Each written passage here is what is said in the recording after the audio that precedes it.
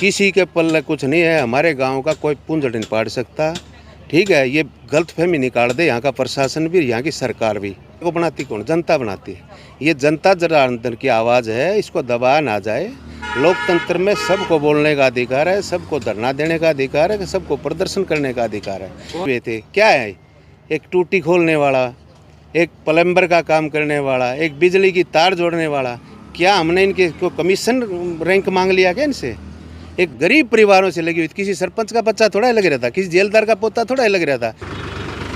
जैसा कि सरपंच साहब ने, हमारे युवा सरपंच हैं, मेरे ज़िले के सबसे युवा सरपंच हैं और सबसे कर्मठ सरपंच हैं।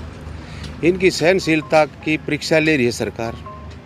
इसका मैं पुरजोर विरोध करता हूँ, इस बात का कि सरपंच पढ़ा लिखा है, बदतमीजी पे नहीं आता। नहीं तो ज़्यादातर सरपंच अनपढ़ हैं और वो तीसरे दिन धरना बैठ जाते हैं। इसने काफ़ी कोशिश करी, पिछले 3 साल 4 साल से सरपंच ही हैं। उससे पहले पिछले वाले सरपंच के नेतृत्व में भी धरना लगा था, लेकिन बीच बीच में गांव की ऐसी परिस्थिति हुई। गांव में हर तरह के इंसान होते हैं, बुजुर्ग हैं, जिन्होंने समझाया कि भाई टकराव का रास्ता नहीं अपनाते, आराम से बात हो जाएगी, डीसी साहब से मिल लेंगे, सीएम साहब से मिल लेंगे, एमपी साहब से मिल लेंगे।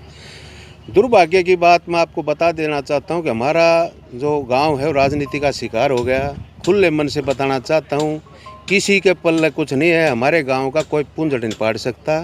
ठीक है, ये गलतफहमी निकाल दे यहाँ का प्रशासन भी, यहाँ की सरकार भी। सरकार जनता होती है, सरकार कोई सरकार नहीं होती। सरकार को बनाती कौन? जनता बनाती है।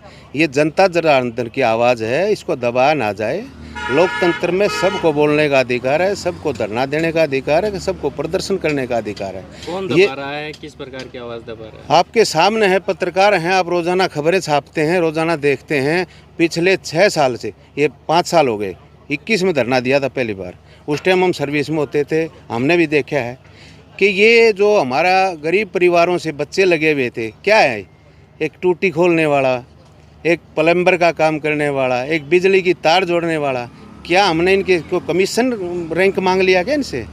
एक बेचारे 15,000 की नौकरी करने वाले हमारे चमार भाइयों से, हमारे वाल्मीकि भाइयों से एक नौकरियां लगी हुई थी, गरीब परिवारों से लगी हुई थी। किसी सरपंच का बच्चा थोड़ा लग रहा था, किसी जेलदार का पोता थोड़ा लग रहा था।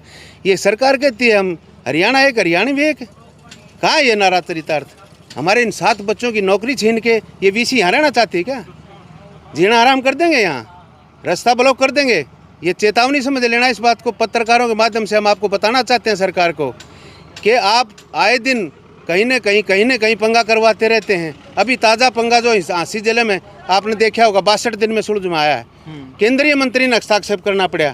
तो ऐसा ना हो कि यहाँ भी हमने गांव गुवांड का और दूसरी पंचायतों का और दूसरी खापों का समर्थन लेना पड़े। हमारी ये अपनी निजी मांग है। हमने गलती कर दी थी उस टाइम के सरपंच ने कि भाई जो है बातों में आ गया। क्या हुआ? गांव का दबाव था या उसका दबाव था या किसी का सवार था, मैं कुछ नहीं कहना चाहता इस बारे में। लेकिन जब 131 एकड़ ज़मीन दे रहे हैं आप, अपनी जो है मातृभूमि को सौंप रहे हैं, और ऐसे आदमियों को, जब कांग्रेस की सरकार होती थी तब ये ज़मीन गई थी, इसका प्रोसीजर चला था, और जब इसका उद्घाटन हुआ, इसका शिलान्यास हुआ, तब भाजपा की सरकार आ चुकी थी। मनोहर लाल प्रथम वो मुख्यमंत्री बने थे भाजपा के। यहाँ इन्होंने पत्थर रखा था, मेडिकल का पत्थर रखा था। थूक के चाटने वाली बात है। एक छोटे से छोटा कर्मचारी, छोटे से छोटा जनता का प्रतिनिधि भी थूक के नहीं चाटता। मैं डूब मरने की बात कहता हूँ सरकार को, जो हमारे मेडिकल को 3 भागों में बांटकर ताड़ियाँ पीट रही हैं। कल उद्घाटन किया है, मैं क्या सुन रहा था वहाँ। वर्ल्ड में अगर कहीं भी आप पत्रकार हैं, पता कर लीजिए आपके उससे, कहीं भी अगर कहीं मेडिकल कॉलेज 3 हिस्सों में बना हो तो ये राजनीति का शिकार हुआ। क्यों हुआ? क्योंकि चौधरी वीरेंद्र सिंह का लड़का यहाँ से बीजेपी का सांसद था, और यहाँ के सांसद ने, यहाँ के एमएलए ने, यहाँ के दूसरे मंत्री ने, जो उस टाइम मंत्री होते थे, क्या किया? अरे भिवानी में बना था मेडिकल, पाकिस्तान में थोड़ा बना था। और इससे बढ़िया मेडिकल की जगह कहीं हिंदुस्तान में हो नहीं सकती। चारों तरफ रिंग रोड तैयार होने लग रहा है, उस रिंग रोड के ऊपर ये मेडिकल कॉलेज था। हमारे साथ ज़्यादा ना करें, ज़्यादा खिलवाड़ ना करें। सरकार चेतमा आ जाए और सरकार इन पर संज्ञान ले कि किस राजनीति का संज्ञान। मैं सीएम साहब को कहना चाहता हूं इस बारे में कि अपने एमपी और एमएलए की क्लास लेके पूछें कि 3 टुकड़ों में क्यों बना, इसकी इंक्वायरी कराई जाए। कोई बात नहीं, अब तो बन गया, वहाँ भी इंसान रहते हैं, यहाँ भी इंसान रहते हैं, इंसानों के इलाज के लिए बनाया है, अच्छी बात है, हम समर्थन करते हैं। लेकिन हमारा जो गया है उसका जो पैसा हमने वापस हाई कोर्ट से लेना पड़ा, क्यों हमारे साथ खिलवाड़ कर रहे हैं? हम ये चेतावनी लगा लें, हमारी हमदर्दी लगा लें, हम बच्चों की हमदर्दी लगा लें, गांव के लिए, गांव के साथ हैं, इसके लिए मरना मिटना पड़ा तो वो भी कोई दूर नहीं है। और लास्ट वार्निंग, अगर ये जितना रोड निकले हैं ये लास्ट में हम रोड जाम कर देंगे। अभी हम देख रहे हैं कि हमारी सुनाई होती है या नहीं होती है। पहले तो आप सभी पत्रकार बंधु यहाँ पहुँचे हैं, आपका स्वागत करता हूँ, आपका धन्यवाद करता हूँ। तो हमारी ये जो धरना है, हमारी जो ये मांगे जो हैं, ये आज की नहीं हैं। जब से ये यूनिवर्सिटी को ज़मीन दी गई थी और मेडिकल कॉलेज वापस कराया गया था, तब से हमारा धरना चला था 2021 से।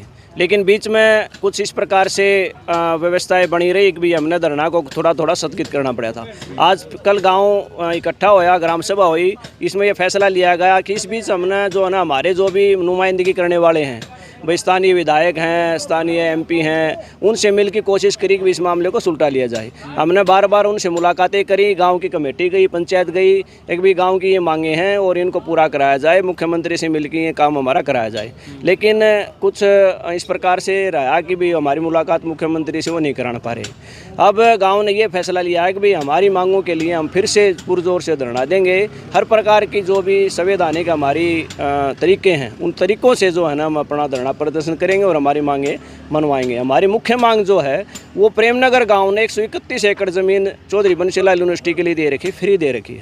और जब इसकी स्थापना करी, जब मुख्यमंत्री मनोहर लाल जी आए, तब उन्होंने खुले मन से एक बात कही थी कि प्रेमनगर के लोगों के लिए विशेष रियायत यूनिवर्सिटी में नौकरियों को दी जाएंगी। तो उस समय ये आश्वासन सा मिल गया था भी कुछ न कुछ मिलेगा। और गांव विकास के भी अनेकों वादे सरकार ने करे थे, भी अनेकों मतलब गांव को जो है ऐसा बना दिया जाएगा। हालांकि मैं ये नहीं कहता भी कुछ भी नहीं करा, कुछ 10-20 करोड़ की ग्रांट सरकार ने गांव को दी थी, लेकिन वो विकास भी हमारा अधूरा है। और हमारी मुख्य मांग जो है वो हमारे गाँव के आजीविका का बहुत बड़ा साधन था यह ज़मीन। इसके खुसने से हमारे लोगों को जो है ना बेरोज़गारी बढ़ रही है, तो हमारे गांव के लोगों को 10% आरक्षण यूनिवर्सिटी में दिया जाए। हमारी ये प्रमुख मांग है धरने की। क्या कहेंगे, एक बार फिर से धरना दिया जा रहा, किन मांगों को लेकर दिया जा रहा, कब तक ये धरना रहेगा? मैं कैप्टन कलम सिंह प्रेमनगर धरना प्रधान 5 साल से हूँ। धरना स्थगित भी रहा गया है और उसके दौरान भी हम प्रधान ही हैं और हमारा धरना चालू रहा, कागजों में चालू रहा, स्थगित भी नहीं था।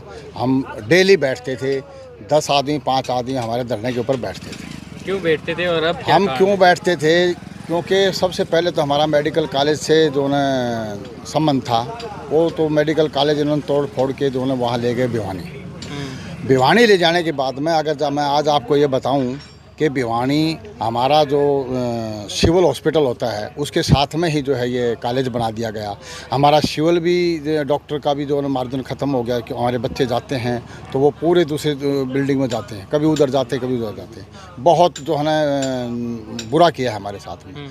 अगर यहाँ बना देते तो एकांत में बिल्कुल बढ़िया वो चीज़ें बन चुकी। प्रधान जी, फिलहाल किन मांगों को लेकर? अभी हमारी मांगे हैं कि हमारे को 10% आरक्षण मिल जाए हमारे बच्चों को, और हमारी बच्चे जो 10 बच्चे बाहर निकाले हैं उनको जो है नौकरी दोबारा से मिल जाए, और हमारे को मुख्यमंत्री से मिलाया जाए ताकि हमारे को मुख्यमंत्री ही आरक्षण दे सकता है, क्योंकि वीसी आरक्षण नहीं दे सकता है। किन बच्चों को हटाया गया है, क्या नौकरी करते थे वो एक तो प्लम्बर था, एक माली था, एक वेल्डर था, एक इलेक्ट्रिशियन था और कई जो न झाड़ू मारने वाला था, ऐसे बच्चे थे ये।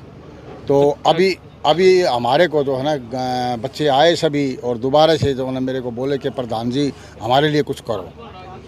तो हमने गांव को इकट्ठा किया, सरपंच ने, हमने सब ने गांव को इकट्ठा किया, पंचायत ली गई। पंचायत में निर्णय लिया गया कि अब की बार आर पार की लड़ाई होगी, या तो हमारे को 10% आरक्षण दे देंगे, नहीं हम जो अपने हर दिन अपने तरीके बदलते रहेंगे और हम जो है ना गवर्नमेंट के साथ लड़ेंगे और लड़के हम जो है अपना हक लेंगे। 131 एकड़ ज़मीन हमने दी है। अगर 1 एकड़ ज़मीन का अगर आप पैसा लगाएं तो 50,000 रुपये प्रति एकड़ जो नाम देते हैं। हम अपने बच्चों को 70 लाख में अपने बच्चों को जो 10 बच्चे निकाले हैं इनको हम 25-25 हज़ार रुपये हर साल दे सकते हैं। लेकिन गवर्नमेंट क्या कर रही है, गवर्नमेंट 15,000 भी देने के लिए तैयार नहीं है। और ये बेचारों को दोनों धक्का मार के निकालते हैं। नंबर 2 बात, अगर हमारे बच्चों से कोई गलती होगी हो 4 साल रहने के बाद में, 5 साल रहने के बाद में, गवर्नमेंट का भी आदेश है कि 5 साल रहने के बाद में किसी बच्चे को निकाला नहीं जाता, उसको अप करते रहते हैं। लेकिन 5 साल वाले बच्चों को भी निकाल दिया गया। जैसे गैस टीचर लगाए थे, गैस टीचर जो उन्हें निकाले नहीं गए, अब अपनी पूरी नौकरी करके उसी में आ गए। तो इस प्रकार से हमारे भी आ जाते। इन बेचारे कौन से पेंशन चाहिए थी, गरीब के आदमी हैं, गरीब बच्चे हैं, चमार बेचारे वाल्मीकि ये लगे हुए थे। बताओ डी ग्रुप में कौन सा वो है। तो ये मैं जो है ना वीसी साहब को कहूँगा कि या तो ये अपनी जो है ना हमारे बच्चों को दोबारा लगा दिया जाए, और हमारा जो 10% आरक्षण है उसका जो है ना विनती करके, अभी 25 तारीख को जो है CM आने वाले हैं, उससे पहले हमारे को ये मैसेज मिल जाए कि CM से हम मिलाएंगे और CM से हमारी बात हो जाए और हमारे को आरक्षण मिल जाए। जिस दिन हमारे को आरक्षण मिल जाएगा उस दिन हम ये धरना ख़त्म कर देंगे और बड़ी खुशी के साथ गाँव में हम वापस चले जाएंगे। थैंक यू, धन्यवाद।